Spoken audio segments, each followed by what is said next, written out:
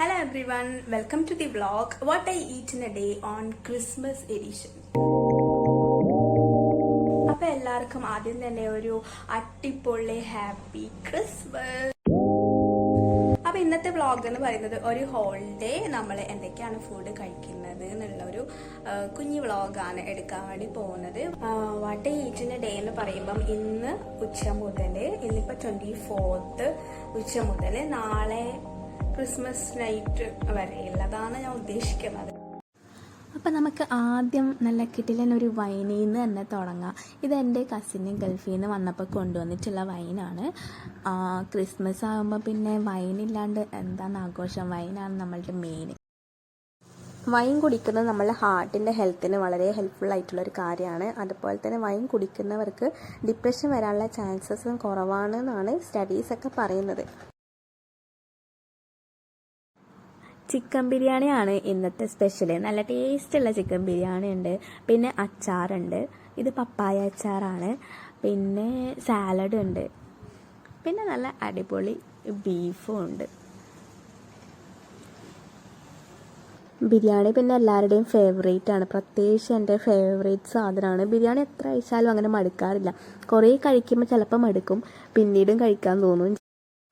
അപ്പോൾ നമുക്ക് മെല്ലെ കഴിച്ചു തുടങ്ങാം. സമയം ഇപ്പം തന്നെ ഏകദേശം ഒരു 2 മണിയായിട്ടുണ്ട്. കുറച്ച് ലേറ്റ് ആയിപ്പോയി കഴിക്കാനിരിക്കാൻ വേണ്ടിയിട്ട്.